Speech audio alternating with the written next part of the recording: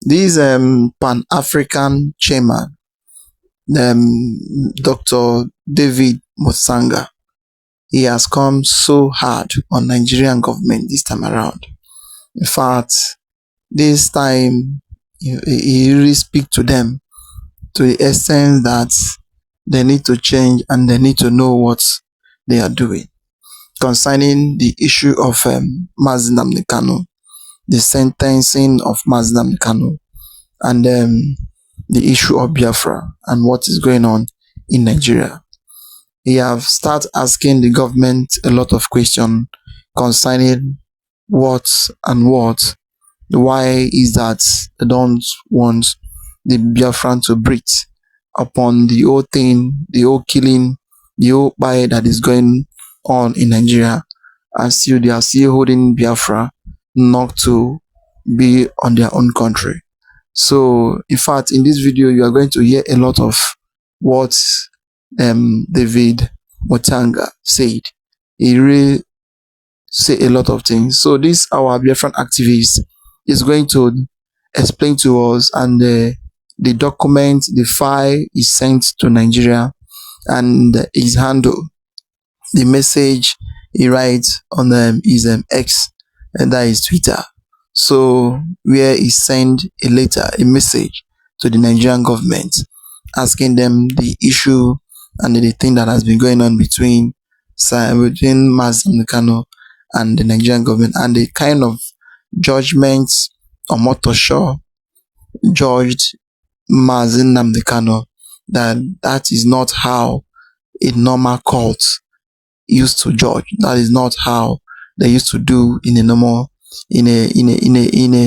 normal court, and all those things. It is not a fair trial. In fact, this man, he really exposed a lot of things, and he really touched so many things concerning what is really happening in Nigeria. So, as about what you try to like, subscribe, and share the video to go around, and don't skip any part of the video for you to understand everything that is going on in this video. So my people, I am back again with another latest update from the table of Pan-African Limited. Yes, so their CEO, which is Dr. David Musanga. My people, this man is not backing down in this matter concerning Nigeria government. The way they oppress Biafra people and other indigenous people of Nigeria. So my people, including our leader Nnamdi Kanu matter, the man is not backing down. So inside this particular update where I don't bring come, I go read out all the updates, the written one, then I go allow una make una hear waiting in talk in the video where I bring for una today. No be smart, no. So in this particular update here, he said, I told you that Nigeria is gone. Your security chiefs come to brief you and you go to sleep, deep sleep, and they stare at you snoring in front of them. Who bewitched you, Nigeria? A coup is loading. My people, you might be confused, asking who is he referring to, or who was he referring to rather. So my people, this was the very picture he was talking about. You see, say where Tinubu they have meeting with some security chiefs where they country. See as they sleep. See as he can't put hand for in jaw. Can't they sleep? He don't already sleep. They snore. My people. Person where he house they born now sleep. You go blame him, you no go blame him, because now old age now in they manifest now. You no go blame him if not because of quest of power. Somebody at this age, you not supposed to have anything to do with government. You're supposed to leave all this issue of government for younger generation, people where their blood still they hot. So now in the man called they tell him say something like this, something serious where they go on in your country, and now sleep now they sleep. Say very soon he say now coup, military coup wey happen for inside Guinea-Bissau say e go soon happen to Nigeria. Military go soon take over his seat for am. I say this man is not backing down soon. Woto too much for inside this video. So here he said, enough is enough, Nigeria. The killings of Christians and the repeated adoption of school children in Nigeria are horrifying, unjustifiable, and a national disgrace. No community should live in fear. No child should be stolen from their classroom. No parents should live in uncertainty over the safety of their child. These atrocities are not isolated incidents. They reflect a well-coordinated failure of protection, justice, and accountability under the leadership of President Bola Ahmed Tinubu and Senator Remi Tinubu. Those responsible must be identified and prosecuted fully, transparently, and without delay. Empty sentiment from the Nigeria government and slow responses from failed, corrupt security forces are unacceptable while lives are being destroyed. Nigerians deserve safety, children deserve protection, families deserve peace, faith communities deserve the freedom to worship without fear. The world will not stay silent. The Fulani jihadists have arrived in the southeast ready to maim people. The world will not normalize this violence. The world demands real action to secure schools, protect vulnerable communities, and bring every perpetrator to justice. Nigeria cannot move forward while children are kidnapped and citizens are murdered. Justice must be immediate, visible, and uncompromising. The USA must make true of their response. There is real danger of more people being killed by the advancing jihadists and Boko Haram terrorists. So my people, after giving Tinubu judgment this woto, this one a little, do not worry, you go hear from him when you go watch the video. He decided to face the wife, the first lady of Nigeria, Remi Tinubu. My people, come and see the international disgrace where she just attracted to herself. So this is what he said to her. Dear First Lady of Nigeria, Senator Remi Tinubu, which Nigeria will remain united? In case you didn't know, yes, so this is the latest news where the president's wife talk. He said, by fire, by force, say Nigeria must remain united. Underline that word there, must. They must remain united. So the man they tackle her because of that statement. He said, which Nigeria will remain united? Her Excellency, with the respect I extend to people's spouses, I normally do not address or criticize first ladies in Africa. However, the pain I feel over the adopted children, girls and boys who have been taken during the tenure of you and your husband has compelled me to respond. First Lady, you were quoted by the Punch saying that Nigeria will remain united. By all means, I ask, under what moral ground? Under which reality? Under whose protection? Surely there is no sense of remorse. First Lady, you know that many children have been adopted under your watch. You know that over 2,000 Christians has been murdered in their place of worship. You know that over 4,000 children has been taken by terrorists who have grown within the system established under Buhari and now under Tinubu. Yet you speak of a united Nigeria, while your own children enjoy wine and whiskey in clubs in Lagos, Abuja, and in London, while hundreds of parents mourn their missing daughters and sons. First Lady, you speak boldly of unity, while your husband's government adopted Nnamdi Kanu. You served as a senator during Buhari administration, the same administration that orchestrated Kanu's adoption from Kenya in the dead of night without Kenya's knowledge. Have you ever issued a statement acknowledging this? My brother, my father, help me ask her. You sat in a Senate that refuses to obey court orders, locally or internationally. What moral authority remains for you to lecture the world about a country that adopts and reditions its own citizens? Let Biafra and other states go. Wow. Pop and plain. Let Biafra and other states go. Let Biafra and any other tribe where one go, let them go. Let Nigeria divide. Now the word where Dr. David Masanga don't send give the wife of President of Nigeria, the First Lady of the country, Remi Tinubu. You don't wash am. You don't give a woto.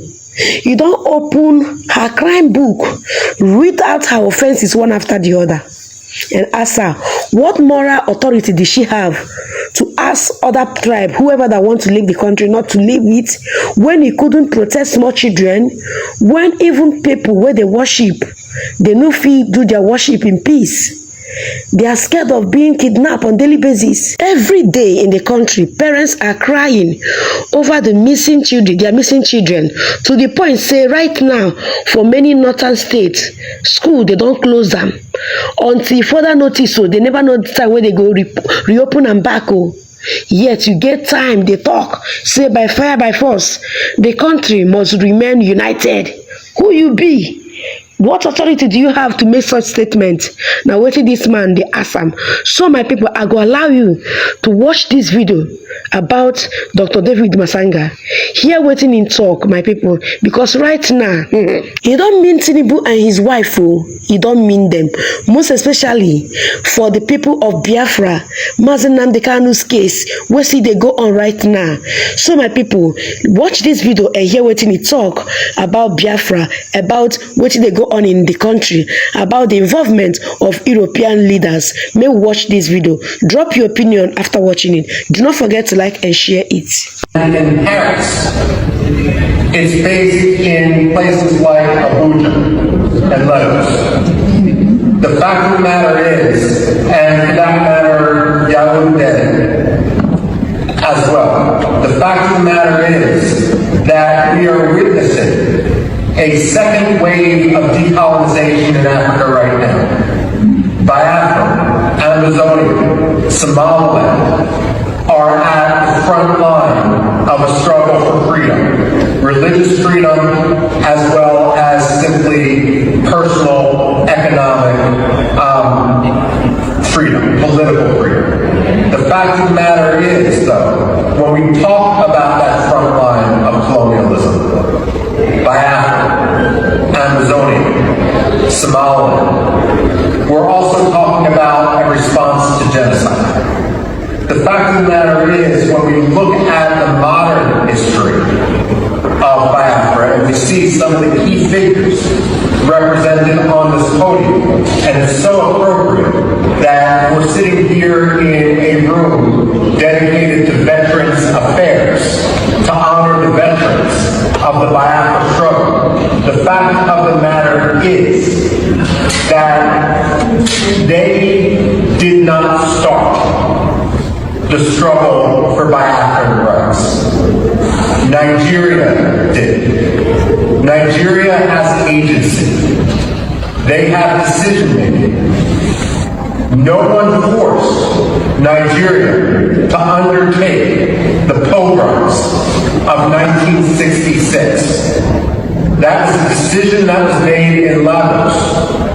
And what we have seen, the struggle for freedom in Biafra, is a natural response to the repression, which is now more than 60 years old inside Nigeria, especially with regard to Biafra. Now, we can talk about genocide, and unfortunately, what has occurred in Biafra in the late 1960s and so forth isn't the only case of genocide that the 20th century has seen. But what makes the history and the recognition of the Biafran genocide so important is this. So, my people, I believe so. Now, here we see this white man talk about Biafra Just know, my people, nothing go make this ideology to buy. No. It might not happen now, but believe me, my people, it go happen soonest. It must definitely come to pass, my people. No matter what the leaders, people where they champion this movement, they pass through right now, Biafra will definitely come to pass.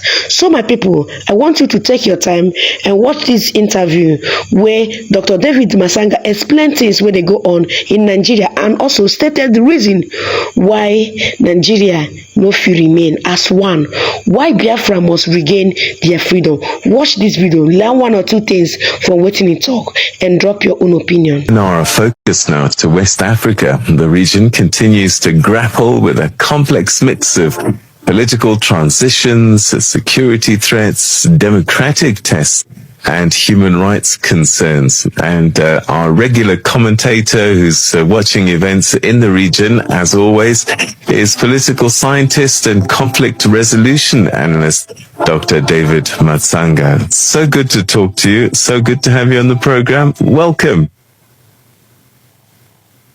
Good morning, Peter. Good morning, Africa. And good morning, the entire world listening and watching us. Fantastic to hear your voice. So, Dr. Matsanga, let's start in Guinea-Bissau. Leading presidential challenger Fernando Diaz has declared victory before official results have been announced. What does this tell us about the political climate in the country, and how concerned should we be about possible instability? First of all, I want to state categorically that Africa has not reached a stage where one man, one vote is worth it. Where one man, one vote, apart from South Africa, Ghana, and perhaps the other West African states like Liberia, political party of one man, one vote in Africa is becoming a nightmare. There is nowhere in Africa where you have found the voting goes smoothly, except South Africa, where you have seen physically myself, where people vote and go back home. So this one declaration is because of failure of institutions. It's failure of institutions in Africa to conduct elections, to conduct free and fair, transparent elections is what is going to cause tension across all countries where elections are being conducted.